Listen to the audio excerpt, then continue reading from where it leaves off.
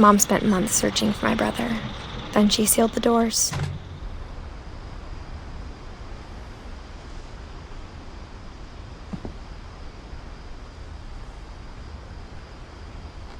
I think Edie was happy to finally have another painter in the family.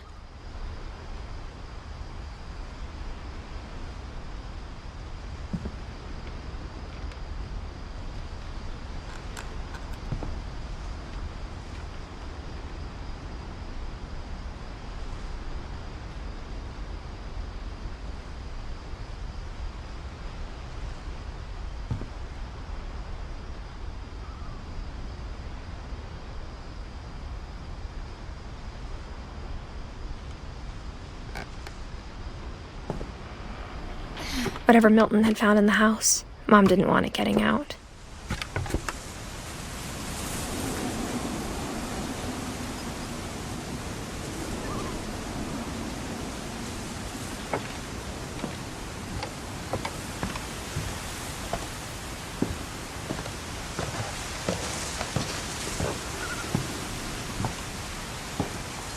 Mom definitely blamed Edie, but I think Louis blamed himself. After he graduated, he just spent more and more time in his room, until Mom got him a job at the cannery.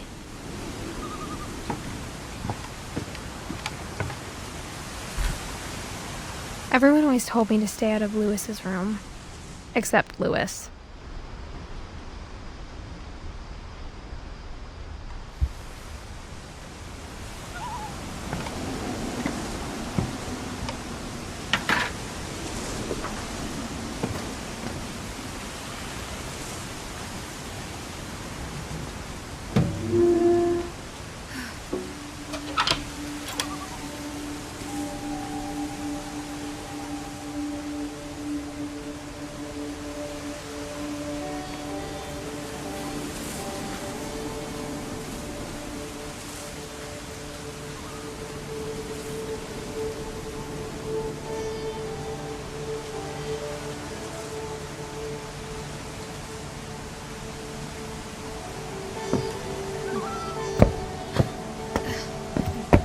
Louis's room smelled very, very familiar.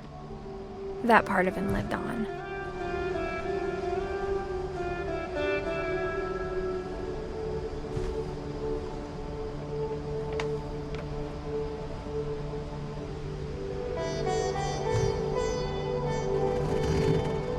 Louis and I spent a lot of time playing games together, but he was surprisingly bad at them.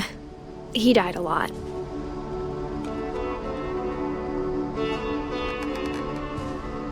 He was so proud of being Indian. I think for him, it was a way to be something other than just a Finch.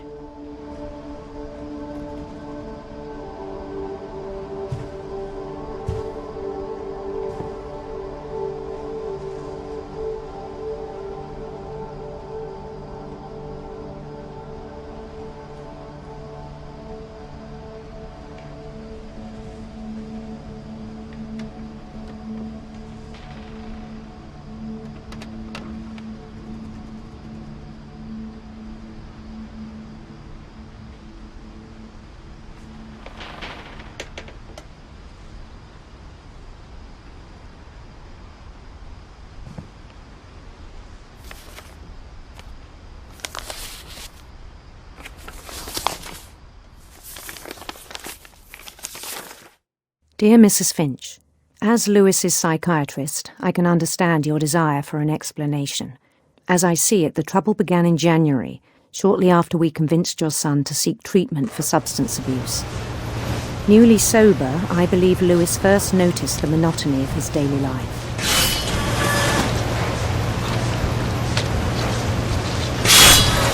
He kept working at the cannery, but he withdrew part of himself. In our sessions, I saw the same behavior. His mind began to wander. I asked him to describe it. He said he started small, imagining a labyrinth. He'd feel his way about. Then something moved. Bats. And toads. And things that have not names. He knew it was all in his head. But he took it very seriously. I had hoped he'd find himself.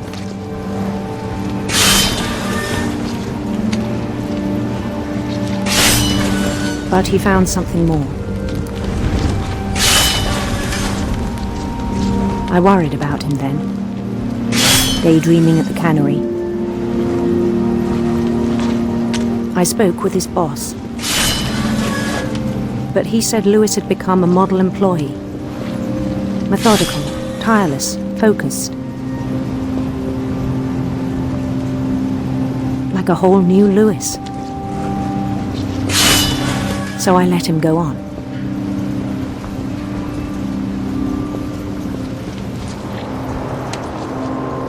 I even encouraged him. It seemed very promising at first. He told me he'd made a new friend.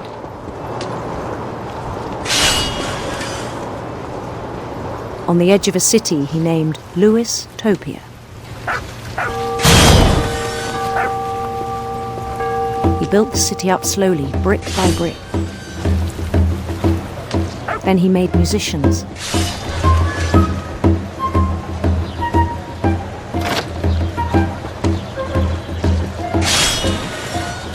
And songs for them to play. He talked about starting a band. And he was always humming something. Every day his imagination grew stronger.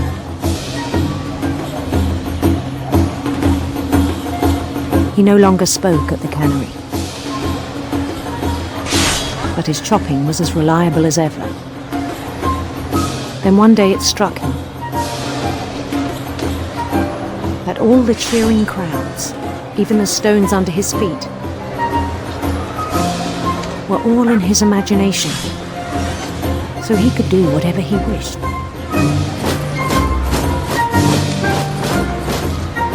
He held an election for mayor,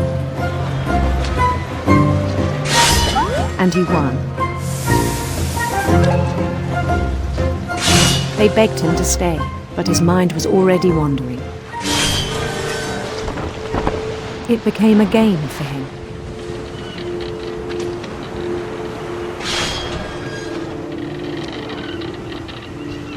He'd conquer a city, then immediately push on. New Louisville.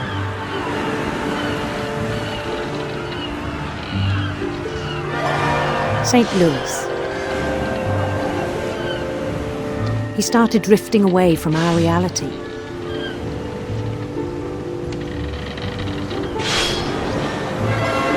Minneapolis, until one day he forgot to go home from the cannery.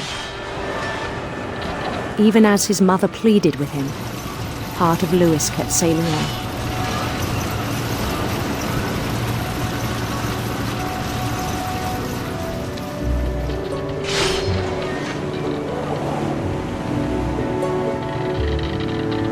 In Louisburg, he heard rumors of a handsome queen.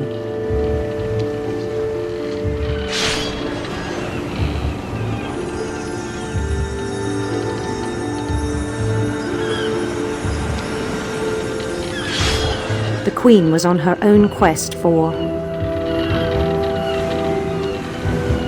sinister serpents.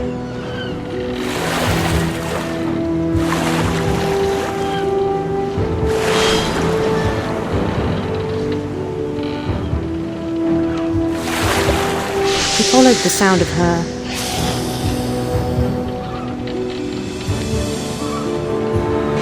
silver harp.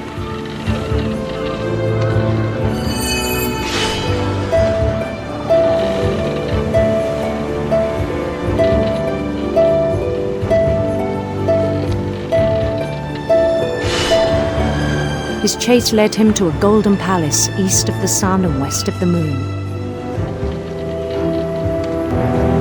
Even then, his logic remained sound. He knew the world was all in his imagination.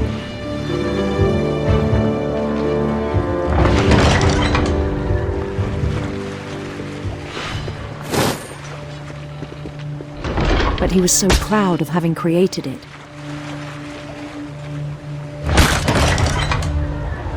In his own eyes, he'd become something greater than a king.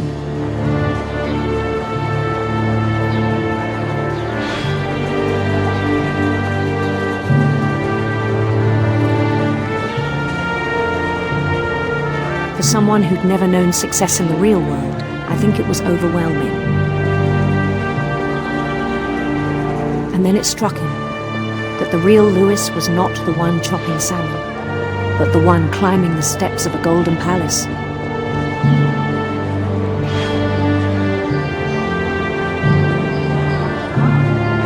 My imagination is as real as my body, he told me. It was hard to argue with him.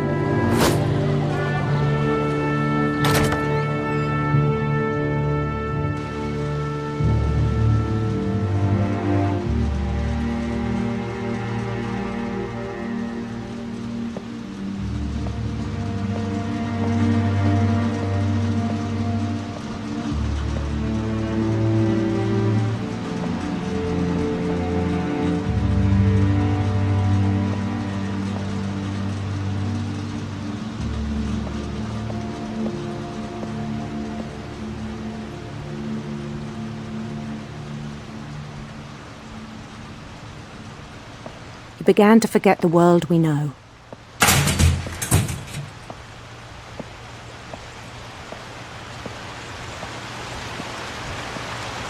I think it pained him to remember Lewis, the cannery worker.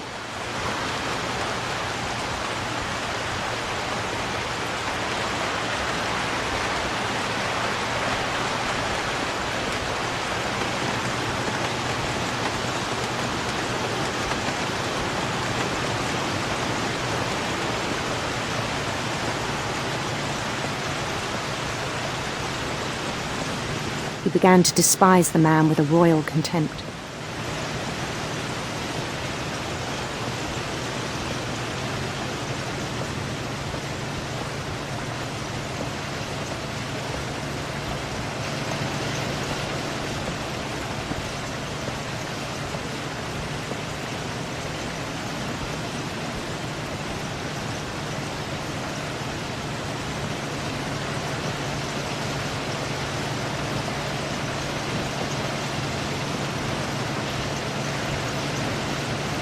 I still thought I could save him.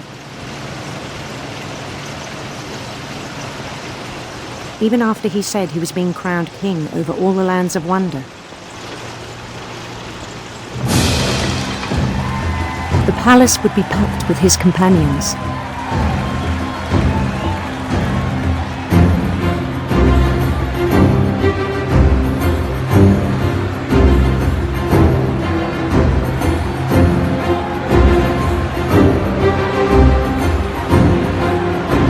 Including the wise Calico who'd insisted on advising him.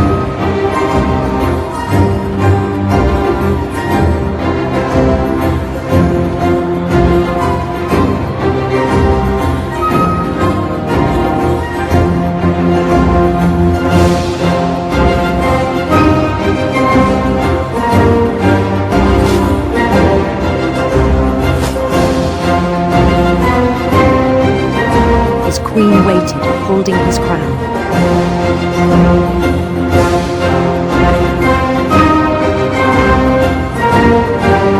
There was only one thing left to do.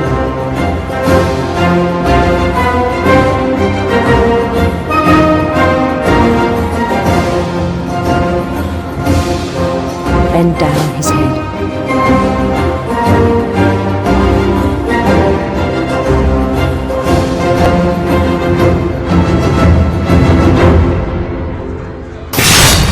The rest I think you know. Mrs. Finch, your son was a kind man who will be missed by all of us who knew him.